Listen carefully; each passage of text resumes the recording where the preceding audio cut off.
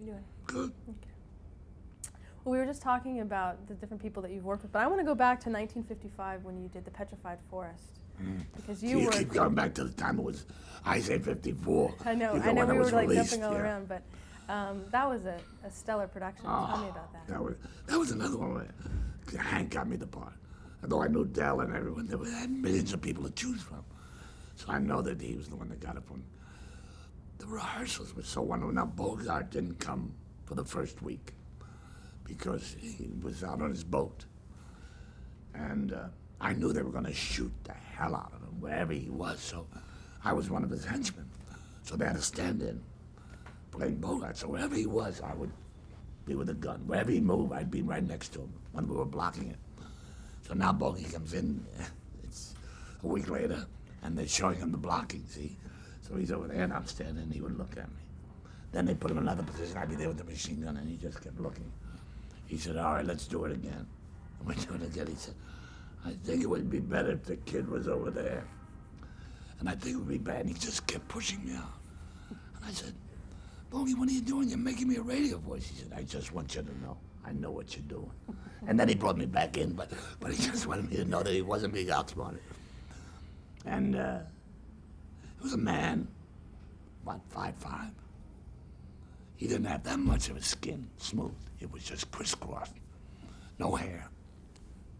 You couldn't take your eyes off this man. You got Henry Fonda, who's gorgeous. You got the blonde Bacall. You couldn't take your eyes off this man. The sexiest, most compelling man I ever met in my life. But doing nothing, just something about him.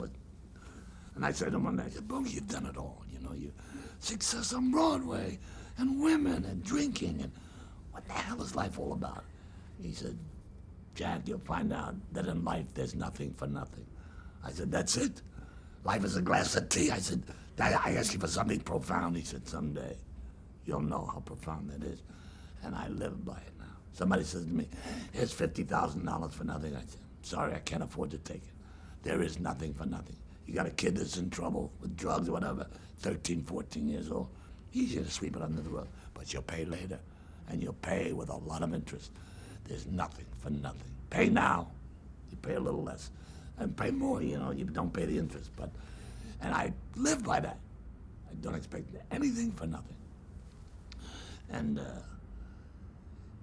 he loved her so much. They had a great relationship, one that I admired. And she was not then a good actress, you know. She has become a fine actress. Those days she was just starting, but she took it very seriously. That's why she's a good actress today. And we broke in one act. We're going to the second act, where she's at the gas pump.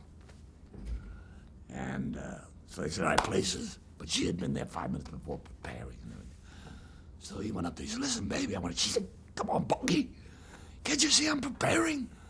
And he looked at her, and he didn't think anybody heard it. And under his voice, he said, excuse me, Miss Barrymore. And I started to laugh. And he saw that I'd heard it.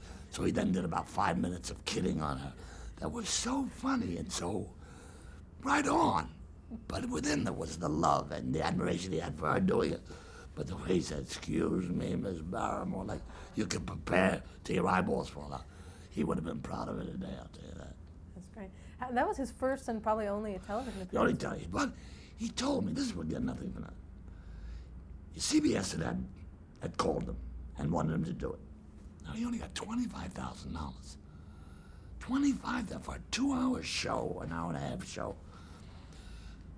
And he said they offered it to him and he accepted it. He was going to do it. And then they found out they didn't have the rights. So I said, what'd you do? Give him the money back? He said, nothing for nothing, kid.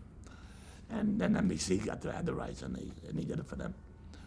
But he'd been treated badly when he'd gone to Warner Brothers and put in crap. And they didn't even want him for Petrified Forest. And it was Leslie Howard that got him the job.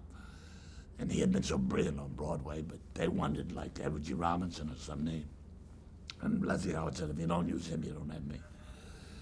And then they put him in all kinds of junky parts. So he lived through that. Now, when I knew him, he was a big, big star.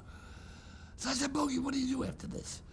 He said, well, I have to go back and do some retakes on a picture called The Left Hand of God. And I said, how does that work? financially. He said, well, he said, there's a 10-week guarantee, and then you get paid pro rata. I said, in other ways, they guarantee you 10 weeks, and he grabbed my arm, boy, and I mean, he said, no, kid, I promised them I'll give them 10 weeks. Don't put me back in that position where they got me. But he was really mad, and he was not going to be put back in that position. And I saw that fire in his eye. He said, no, kid, I promised them that I'll get them. Did you learn anything from him as an actor? I mean, did he just have it innately? I mean, No, I wasn't that. He became a better actor. I mean, you see Treasure of Sierra Madre and African Queen. But in those days, it was more, you didn't see any real acting except for Petrified Forest. It was wonderful in that. And I had done Petrified Forest and done his part in that Summer Stock. So I knew the part, and I knew how good he was, but I felt it was not a great part. It was an easy part to do. I mean, it was so well written and was there. Sure would have done it for. But it was later on. And there I was with Henry Fonda, whom I admired, whom I just come and seen again to Grapes of Wrath. I mean, that performance is unbelievable. I mean, this kid becomes Jesus. I mean, he's really remarkable in that. So next to him, I thought Bogey wasn't really that good an actor, but I was wrong. He turned out to be one fine actor. And you need a guy like John Huston to bring it out. Somebody who knows what you can do. Yeah. Well, I wanted to talk about Fred Coe, because he was a giant in television. He was the giant. Yeah. He was, as Henry Fonda was the best actor. He was the giant. If there'd been no Fred Coe, there would be no the heights. There would be a Panichevsky, but he would have not hit the heights that he had, or Tan Moselle, or Arthur Penn, or Jack Smiter, all these guys. They would not have hit the heights they hit. He took them, he nurtured them, he found things for them to do. He gave them quality stuff. I can only tell you that, practically, you rehearse all week. You had to go on Sunday. You rehearse 6 or 7 days. He'd come in on a Friday. He'd watch one run-through. And he would give notes that were so brilliant, so right on, so perceptive. You'd think that this guy was a freak. It was unbelievable what he would do. And the director would then come and give his notes, and the show would just turn around. He would fire people, and now he said, no, this man's terrible, get rid of him. But he was remarkable.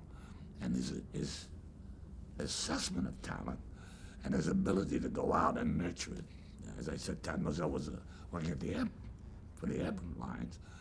And when he sent him his first script, it wasn't that good, but he saw the talent. He made him quit the job, gave him easy adaptations, kept him as a writer. Did the same with Patty. He nurtured in the directors he found and kept them going, and the actors. There was no one like him. He was the daddy. Did what he did with Mr. Peepers. I mean, that show was 50 years ahead of its time. You can't find anything that brilliant today. Tony Randall was magnificent. Wally Cox, what a cast. The woman, a wonderful piece of business that woman had, where she picked up a piece of lint and she put it back. I mean, I do it in the theater now with a tea bag that I stole from her 50 years ago. I mean, there was brilliant stuff going on then. It was a remarkable time. I know at that time, too, at the end of the 50s, or probably about the middle, production was moving to Los Angeles at that time, wasn't it? Yeah, I don't know. Yeah. How did that affect everyone here? I mean, was everyone in favor of moving to Hollywood to do television? No, nobody was in favor of it, but a lot of people did. Most people did. It was a terrible time. They took all the good stuff and they made it into junk. First they did a show called Treasury Men in Action. Well, it was done here or similarly. And you had Sidney Lumet directing it, and you had him casting good people in it. It became exciting, even a little half hour. Well, out there it became dreck, nothing. A little half hour piece of junk. And a lot of those shows, they were exciting here because they were live, were nothing there because they were on film, and they would only cast to make bucks. And to be able to send them over to Europe, had place outlets for them. It was all money, all money. And that was for expediency, never for the artistry. Well, Playhouse 90 was one of the shows that was actually started in Los Angeles Yes, out that's there. a rare exception. But everybody in there was from New York. That Ethel Wyman that I talked to you about, Yeah. she was there, very important. Every director, every producer, the directors were brought in from New York. The Johnny Frankenheimer then finally moved to California, Malibu. But most of the directors were Buddy Red and all the people were brought in from New York. And the producers were all New Yorkers who had done Studio One, who had done Kraft, who had worked under Fred Coe. So Marty Manulis and people like that. And did you work with Martin Manulis? Yeah, Marty Manulis I worked with on the Rod Serling script. Yeah, The Velvet Hour. Yeah. Yeah, tell me about that. Did you actually work with Rod Serling at that point when you did? I had worked with Rod, I think, before, but I don't remember in what. But that was the highlight. That's where Ethel came in. Marty Manulis, who had known me, didn't want me for the part. He wanted Walter Matthau. Walter wanted a lot of money. They couldn't give him the money. They didn't have a budget those days. 17 days rehearsal. So, and she kept putting my name up, and he said, I don't want Jack Klugman. I don't want him. I want somebody else. Finally, when Walter turned it down, she said, look, don't give me a Christmas present. For a Christmas present, give Jack Klugman this part. And he told me all this. He said, so you better be good. You know, he really threatened me. But imagine going out on a line like that. And that show got me, finally, Gypsy. And then the career started. That was really the turning point. Playhouse 90, what was that production element like there? Because it was in a new studio, a new facility in Los Angeles, Television City. I Yeah, believe big it's television city. Yeah. CBS was like an island of its own, a city of its own. And it was very nice there. You'd go in there, you'd go peep in these little, through the door, they'd have a piece of glass, and you'd see people, wonderful, big stars, good talent, rehearsing, good shows, climax, this, that was really a wonderful time. And all live in rehearsal. It was an exciting place. And it was just nice to rehearse there. Well, when tape finally comes into being, how did that affect all of you? I mean, live television was getting more rare as time went on. How did that affect you as actors to be working at that new medium? Well, tape? then it's tape. You acted as you rehearsed and did it exactly as though you were doing it live. Except they would do it again. They began to splice it. They began to know how to edit it. So you would lose the excitement. So what used to take you an hour to do would now take you 6 hours. Wait, we got to do tape again. We'll be back. And it became like film. It became very boring. But of course, it's in the material. There was nobody was looking to do Faulkner and Hemingway and Huxley and the stuff that we were doing live. There was not that interest in it. By the people, not by the audience. And chance to educate the audiences. No, instead, give them what they want, they said, and reduce them, the intelligence of the average viewer to 12, which is not true. Not true. They love good stuff. And it was a money machine, and it became a money machine, and now it's absolutely ridiculous. $1 million an episode, you go here and there, and everybody else is getting scale. Most of the people that used to get a living wage are now getting scale plus 10, because it's all going to the top. And nobody cares. It's not a good thing. Now, did you move to Los Angeles at this time? Were you? No, I was here until 1970 when I finally decided to do another series. The Odd Couple. For the first 3 years, I commuted. Oh, so you were still a New Yorker through Yeah, the the whole... Devil Connecticut out of New York. And then the 4th year, I moved the family out. So to get to work, you were constantly going to the West Coast and back. Yeah, well, all I was doing was The Odd Couple. I mean, that would take most of the year. Anyway, we do 22 episodes, so that was most of the year. And then that's it. Yeah. Well, we'll get to The Odd Couple, but 1960, though, you appeared in Twilight Zone. Rod Serling's one of... I had the distinction, Burgess Meredith and I, doing the most. We did 4 each. No one did more than we did. And it was after the Velvet Alley, of course, but I was doing Right. Gypsy. And Rod called me personally, and he said, I just wrote a nice half-hour script I'd like you to do. I said, what are you talking? I'm in a play, Rod. I can't do it. He said, well, you have a vacation in January for 2 weeks. This only take a week. Come on out and have a vacation out here. Well, anything Rod said. I said, what's it about? He said, well, it's a trumpet player. I said, okay. I'm a good way to, I asked my wife. She said, fine, we'll go out. So I then worked with a trumpet player in the orchestra, Gypsy, who taught me how to finger and did all the thing. Gave me an old battered, I bought an old battered trumpet. And it was a wonderful experience. Of course, working with Rod was always a wonderful experience. Every word was important. I mean, you didn't change words as you did in other shows when you worked for Rod or worked for Reggie Rose. So that was it. So each year I did another one, and they were all wonderful. I didn't like the owl one, but the other three I liked. I liked the pool. It's my favorite. The Gable, yeah. The trumpet one is a kind of is a classic too. I mean, it's one of those that. Yeah, there's nothing to it though. There really is nothing to it. But it's just a wonderful show. It's because he's written such good words. What makes Rod Serling's work so impacting, I guess? Well, first, he always has power, no matter what he's talking about. And also, you love to roll his words around in your mouth. There are some playwrights, for me, Clifford Odets, I love to roll. They belong in my mouth. They're comfortable. And now Neil Simon, Herb Gardner, they're good for me. I like their words. They're rich.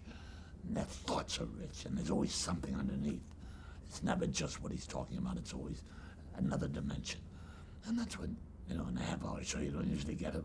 You look at that game of pool, it's got so much to say. And then we did the one I don't like, which is the airship, which keeps going around, which we do in life all the time, without it ever ending. He always had something to say.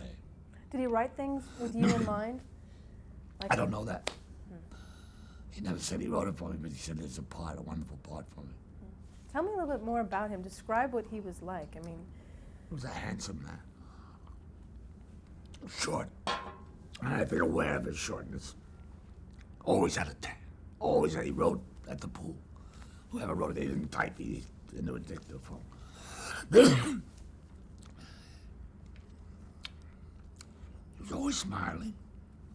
Very serious about it. When we did, I'll give you an example. When we did the Velvet Alley, the Playhouse 90, Art Carney and I had a scene. I played an agent. He was a writer. Never had success. Now he put his first show on television. And the next morning we're reading the reviews in a hotel room, and I'm in my shorts. And we're laughing at the reviews. And then during rehearsals, about 4 or 5 days into rehearsal, the laughter and the joy of these reviews catches up with us, and we cannot saying the words.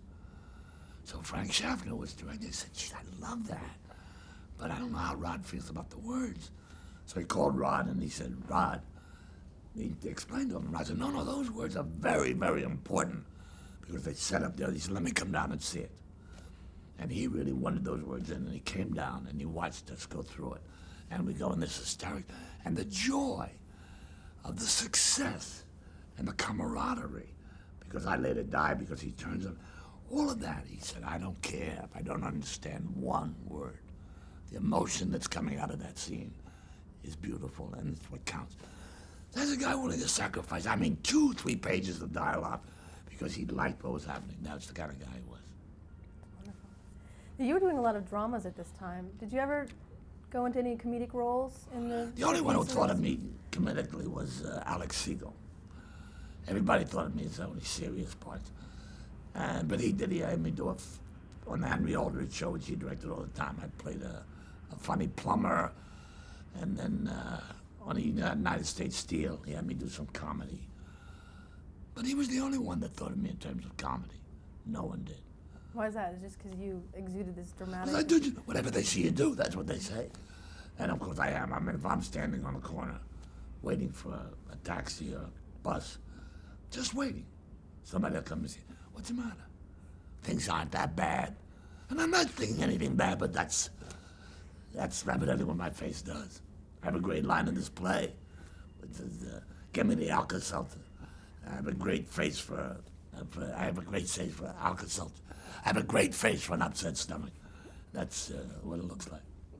Well, during doing the comedic role in the early years, I mean, how did you take to that? Was that a challenge for you? Is it more challenging to do? No, it was acting is acting. You know, I always like if you're a butcher, you know how to cut lamb, you know how to cut pork, you know how to cut all of the meats.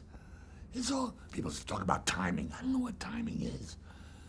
If you listen and you answer, the timing is there. If you really listen to how they say it, it will give you your reaction that you need. So it's not a question of timing, really. It's a question of listening. Usually if you're doing a show and things aren't going right, you're not listening. That's really the core of the problem. Good to know. Now, when I wanted to get into the Defenders, you mentioned Defenders. 1962 was your first role, and then you talked about Herbert Brodkin, but the one that you're really known for is 1964, I believe, that year. The Blacklist. Yeah, the Blacklist. How did that episode come about?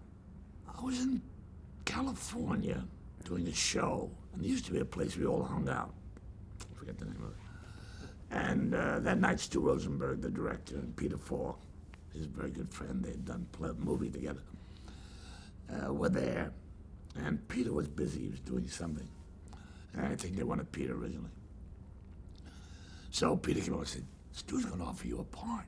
He said, you can win an Emmy with it. I said, for what? He said, Defender. I don't do the Defenders. For that kind of money, the hell with them. I don't want to perpetuate that, cutting down the salaries. So Stu came over, was a good friend and a lovely guy, a talented man.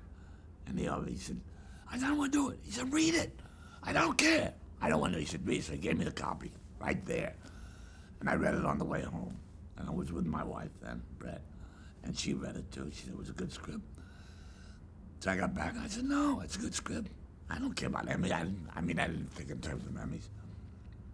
I didn't want to do it because of the money. I talked against her, because I'm not going to be a hypocrite now. And so finally he called me. He said, I'll tell you what. We'll give your wife the part of your wife in the show. And that way you'll get double the money. And I knew it was a good part. So I said, okay. It was a chance to work with her. And she was a brilliant talent. And so we worked together. It was a chance for us to work together. And that's why I did it. And then I got the Emmy for it, which Well, tell me about the I was against Roddy McDowell, Rod Steiger, James Earl Jones, and my favorite Iceman cut, Jason Robards. Wow, what a group, huh? It was a wonderful, that was really an honor. But what was significant about that? That was a very significant episode because it would really tackle the issue of blacklisting. Yes, it was really very, very important. It really talked about blacklisting, and it didn't have a happy ending. It was a guy who had been blacklisted for a lot of years, became a shoe salesman, a little character actor, and gets a job. Now that it's cool, everything supposedly is cooled down. They call him for a documentary film to act in. And he can't believe it, he's so excited. But now it gets to the board because the government is putting up, the city government's putting up the money. And they go after him and start blacklisting him and say, you can't have this guy. So I go to see the lawyers and they try to get me. They can't believe what they're seeing. And the guy, the director, wanted me, begins to chicken out. And he says, well, what can I do? Otherwise I won't be able to do the film, and backs out. And then the last shot is I'm leaving the building. It's like 1 o'clock in the morning and the guy's mopping up. And as I sign to leave, he said, I know you. I saw you on the Late Show. You're a terrific guy. He said, can I have your autograph? And I sign his autograph and I walk out, still blacklisted. Really powerful, powerful stuff. You don't win an Emmy with that, you better get out of the business. Now, Ernest Kanoy, he also won an Emmy because he wrote that script. Did you work closely with him on that? No, he had it all written and it was wonderful. And that's another guy, and that's another show. They don't change the words on because he writes hard. And there was a moment where I come home to tell my wife I got the job. And she says, were they properly apologetic? And we went on the scene, and she said, that's terrible. That's terrible, she said.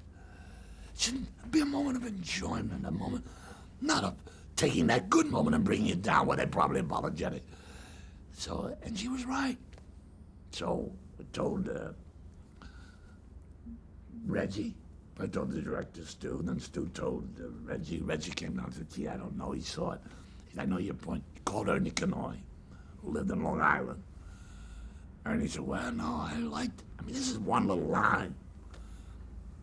He came down we had to wait, hold up production. He drove in from Long Island. We down there, we did the scene, and we showed him and explained it to him. And he reluctantly said, oh, all right. Because he said it was really, it was much better without it. We were then able to enjoy the moment and then take it down when we found we didn't get the job. But that's respect for the written word. They worked hard for it. And I love that. That was rare. You usually do a television and say, listen, this doesn't make sense. Change it. Say what you want. That's the way it was usually. Well, E.G. Marshall, he was the star of that series too. Tell me about working with E.G. Well, E.G., he's a giant. He's a giant. He just is so good. It's like easy. He does it, it's like sliding on ice. When I did 12 Angry Men with him, I could never say it straight. I would turn to him and say, don't you ever sweat? And he'd look and say, no. And he was so elegant and so human. Never, ever lost his humanity. I loved E.G. Well, that list, I'm talking about the blacklist again, had several blacklisted actors on it. I know John Randolph was brought on. How did the blacklist affect you during the 50s? I just lived in the middle of it. I don't know how it didn't touch me. I was not a communist. I know what most of those people, well, they were not communists. They maybe had done what I had done, which is signed Free McGee. Oh, you signed an oath? Oh, not an oath. Oh. No, I never signed an oath. Oh. I signed petitions. Get the coal miners' wives some rights, get the coal miners more money. I'm a liberal, and I did. Just liberals. And that's what they were really didn't. They were funded by organizations that may have had leanings toward the left, but they were not harmful. There wasn't harm. Although John Garfield was as political as I can't think of anybody less political than he. Just loved to live and loved life. But I never saw fear. When I did Golden Boy, the revival, almost everybody had been blacklisted. Garfield, Lee Cobb had been before committees. Cleveland Odets, who directed it, and Arthur Lewis. I was so many people, and all that suffered at the hands of that. And that's why they were doing the play, really, because they couldn't get a job in movies. I'd never seen fear in my life like I saw it there. It was raw. It was a bad time in our history. I remember Garfield, who was like a kid. He's like the lady. He'd tap you in the back of the head and disappear. He'd play little childish games. He was a wonderful kid. And he came in one day at rehearsal. He was feeling very good and kidding with people, and somebody had left some brochures of the Rosenbergs in his dressing room. And he went into his and he came out. He was the color of what is white of that door. I never saw fear on a person like you. What is that, funny? Get it out of there. He was hysterical. I mean, it was a pamphlet. But the fear. And Lee Cobb, they asked him to sign a petition for equity to make junior members, to do away with junior members. I don't sign anything. They finally convinced him. He signed it, gave the worst first act he could give.